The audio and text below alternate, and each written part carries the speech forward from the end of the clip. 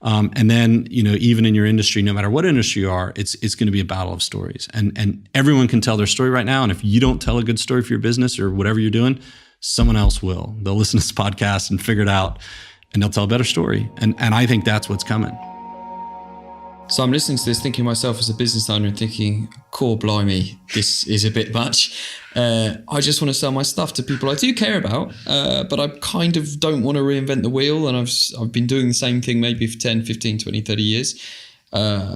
Is there a way forward for me? Well, the good news is, I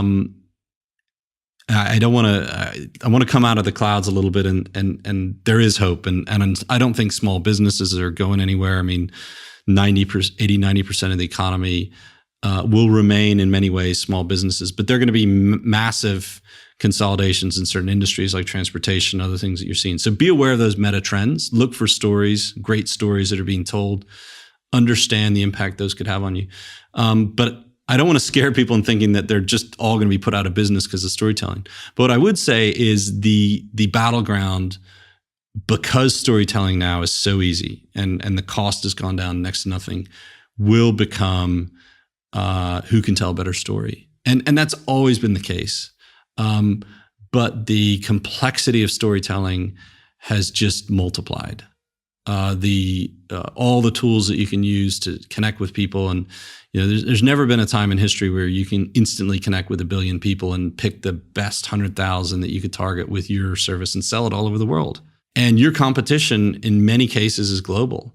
You could say, oh, well, I'm just going to create a little ebook on my specific thing. But when you create an ebook, you're competing with every single author in the world, and you can go on Amazon and there's a battle for your attention of everyone who's written a book ever could be your competition, even though they might not have a book about what you're writing about.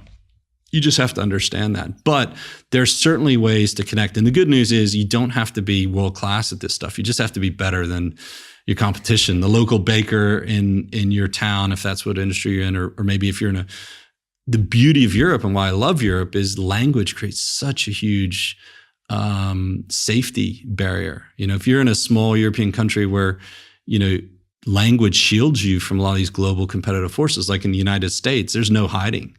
That's why the greatest marketers and marketing thinking has come out of the United States is it's so hard in such a big, lucrative, unified market. But in Europe, you've got all these national markets. So you can take these ideas from the great innovators in storytelling and marketing and the intersection of those in English, move it down in your national market, you've got a bit of a competitive advantage. Yeah, so I'm often telling people I'm the number one British guy who speaks Poland and vlogs in Polish in Poland. And what I normally fail to mention is the fact that I'm pretty much the only one. So yeah, I mean, Paddy, you've managed to be number one. You've managed to pick a great field to dominate because you've got this shirt that says my superpower is I speak Polish, or what's yours. I mean, that alone is just a huge barrier to entry. Yeah, it's pretty niche. It's going to take you a couple of years to get there.